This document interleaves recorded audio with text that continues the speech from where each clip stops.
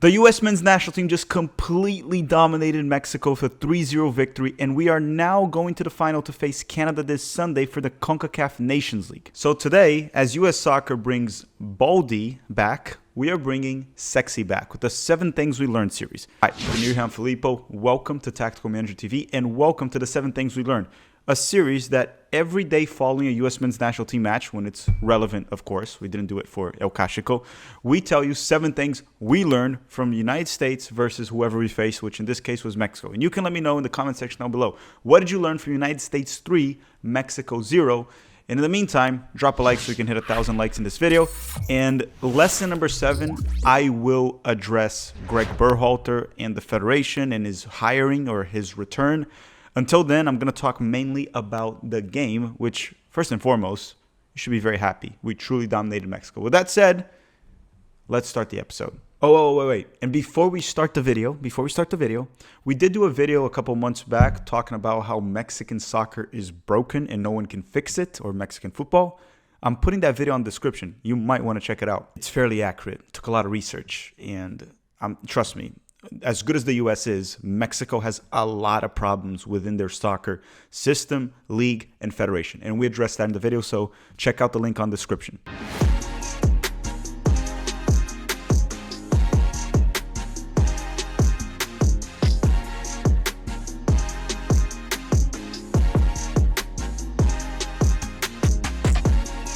Lesson number 1 is, if you had any doubt, and like many L3 fans, they were in denial. At this point, I think it's crystal clear that the U.S. men's national team, probably for the first time in history, in the past few years, of course, we have a better team than Mexico. We have more talent than Mexico. You see, the past 20 years prior to the lockdown, the United States has been able to match Mexico, and we've defeated them in some key games like the World Cup in 2002, making it to the quarterfinals. But we've always had to defend for our lives and hit Mexico in transition, while anyone watching the match would see that Mexico was the superior opponent, more technical, better players. But obviously, in soccer, the underdogs can pull off results. It changed now.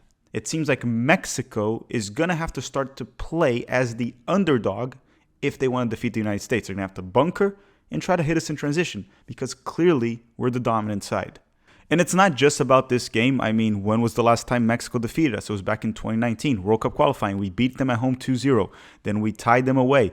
We beat them in the last Nations League final. We beat them in the Gold Cup final back in 2021. And now we beat them again 3-0. And this was the most dominant United States win against Mexico that I've seen in my life, and probably the most dominant one ever. And look at it this way, just looking at the Mexican lineup out there, I would say that maybe 1 or 2 Mexican players could start for the U.S. men's national team. And that's a big maybe right there. So we're probably going to need a new rival. We're accepting applications. We'll see how Canada does on Sunday. And also say one thing, U.S. men's national team fans probably have to start to learn how to count a bit more in Spanish. The 2-0 might not be enough. You need to learn 2, 3, 4, 5, 6, 7. We'll stop at 7. I think that's enough. But this same lesson number 1 brings us to lesson number 2. Lesson number 2 is that those wins against Mexico that the media loved to credit Greg Berhalter, it wasn't really Greg. Of course, there's a credit to be given to Berhalter, and whoever's in charge, the coach always plays a role. But clearly, with a different coach, or technically with no coach, the United States had the most dominant win they've ever had against Mexico. It was the players, right? You can give Greg Berhalter credit for those wins because he was in charge, but it's a very tiny percentage. The players are better. The United States is much better than Mexico. And if you're not convinced of that, just look at the result of this match. Without Greg in charge, with a different coach, actually, as I said, an interim of the interim head coach named BJ, literally a soccer dad from New Jersey, we had the most convincing U.S. men's national team win against Mexico in history. And that's all I have to say about that. I mean, lesson 2 is connected to lesson 1. Now, lesson number 3 is Pulisic is still the man. He's not the owner of the team by any means. He's not Messi with Argentina that literally can do whatever he wants because it's Lionel Messi. But Pulisic is still the guy. And other players like Gio Reyna, Balogun struggled in the first game. That's fine, expected. They're going to have to step it up if they want to reach that level. Because Christian Pulisic has been the most reliable forward for the United States for a long time. And I know there were crazy people last season, or last year, not me, don't point to me, it wasn't me, that even wanted him benched for Brendan Aronson. He was our best forward in the World Cup, just scored a brace against Mexico, and sure, he had that miss in the first half of a goal opportunity that he literally created out of nowhere. It was an amazing play by Pulisic, bad finish. He still had a brace. And hopefully, Gio Reyna and Balogun can rise to the occasion and reach that level. Imagine having 3 players playing at the level that Christian Pulisic plays for us up top. It would be wonderful, truly wonderful. Lesson number 4 is when all your forwards or attacking midfielders, wingers, and center forward, when they're all about the same level in terms of technique and the intensity of the game that they're accustomed to and speed of play, the game flows better. And what do I mean by that? You see, I know we criticize Greg Berhalter and his rigid system, which is somewhat true, but we haven't talked about enough his player selection affecting the performance of other players. I believe that having a player like Jesus, Areola, Morris creates an unbalance on our forwards. The gap of talent between those players and the ones we saw yesterday, for example, is quite large. So what I'm trying to say here is, sure, Greg Berhalter's system was rigid. We can all agree upon that. But I think maybe player selection plays a bigger role. When you're playing with players that are so much worse than you, it becomes hard to connect. The speed of play is not there. You guys saw that with Jesus in the World Cup, right, against the Dutch. You saw Morris in the World Cup when he had, 10 minutes. So the fact that we had Balogun, Gio, Weah, Pulisic playing together, things just flow better. And all of them play better. Now, sure, Balogun didn't have the greatest performance, but still, you have a center forward right there that can play at that level. And I truly believe that makes all the difference in the world. You can let me know in the comment section if you agree with me or not. I really do think that impacts the team more than the rigid system. I think player selection is the most important aspect of when a coach is putting out a lineup, much more than the formation, much more than the system itself. It's pretty simple. Play your best players, and you'll usually play better. Lesson number 5 is pretty straightforward. Serginho Dest is our best right back, right? I know some people were questioning that, and it is understandable because he's not playing for his club and his minutes are limited. He's even playing poorly for the club when he's playing. But clearly those lack of minutes didn't affect his performance. He was fantastic. He had a bit of a stupid moment of getting that red card. He was a bit silly and he needs to mature and the mentality has to be there. He has to remain calm. But overall, his performance was wonderful. Defensively and offensively. He was simply amazing. Our most technical fullback. And it's actually quite remarkable how the lack of minutes for clubs doesn't really affect certain players like Dest. It didn't affect him. Chris Richards was rock solid even though he's barely played for Crystal Palace in the Premier League.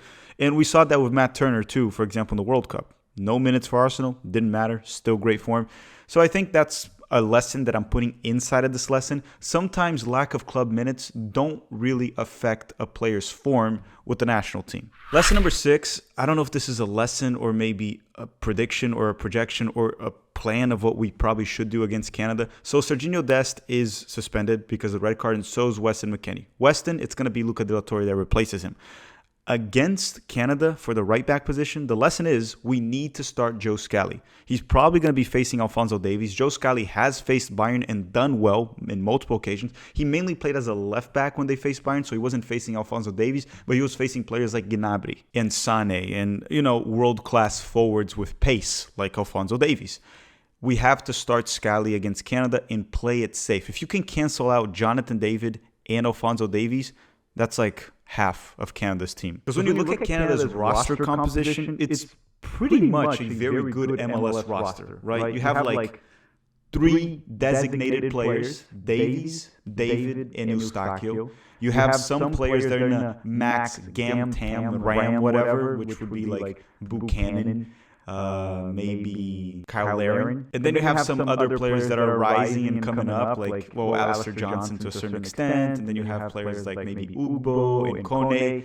And then the rest of the roster are pretty much just like average to bad MLS players. I think you got the reference. Canada's essentially an MLS roster. The composition.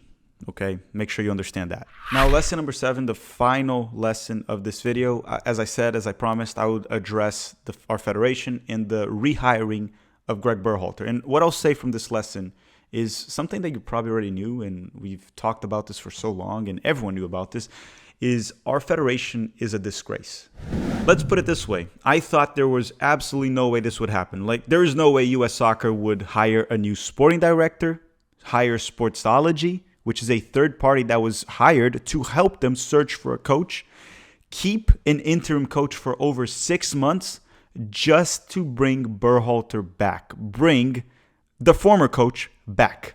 And they did it. And you see, it doesn't matter if you're Berhalter in or Berhalter out. If your plan all along was to bring Berhalter back, which, let's be honest, it probably was, because we're going to talk about here in a second about things that happened, just keep him since January. And okay, you couldn't keep him since January because there was that investigation about him kicking his wife that actually happened. Okay, you can't hire him in January. Why didn't you just bring him back when the investigation was done? In March or April? The thing that happened is they had to wait for the investigation to end, allegedly. They also had to, manufacture consent, allegedly, also through the press. You saw the articles that they were putting out, the press. The press knew he was coming back. The Athletic and a few others, allegedly. I have to keep saying allegedly there.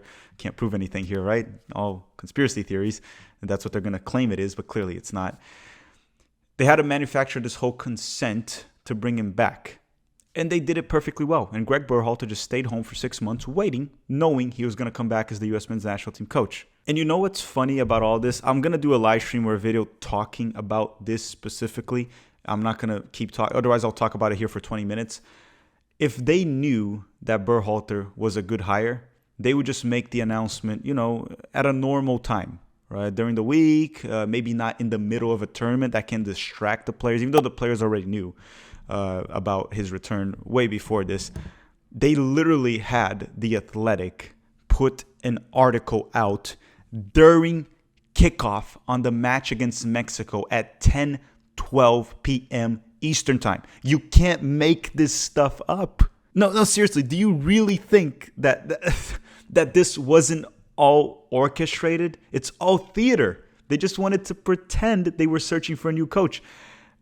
It was Berhalter all along. I don't know, man. I don't think I've gone crazy. It's crystal clear what happened. And if you don't want to see it, so be it. Greg Berhalter will be our coach in this cycle, and he will coach us till 2026. Now, if you want to tune out and give up on the U.S. men's national team because you don't want to deal with that, that's fine. I'm going to continue to root for the national team. I'm going to continue to cover the national team. I love the national team, and I just can't do it because of Berhalter. I can't leave because of Greg Berhalter. But if you do, I totally understand. But it's still our country, and I'm going to root for our boys. I'm doing this for the players. I root for the players and for the national team. And Greg Berhalter is not going to be the reason that I leave. And just to be honest with you, if you do leave because of it, I understand. But you shouldn't do that because then he wins. You shouldn't do it. You should continue to support the national team and the players because they deserve it. And you saw the performance they put against Mexico. Don't let Berhalter take away something you love. But that's all I have to say for today for the 7 things we learned. We're going to be doing a match preview for USA versus Canada, the final, and live watch along, everything. And also don't forget to hit a like before you go. I want to thank you all very much for watching and have a great day.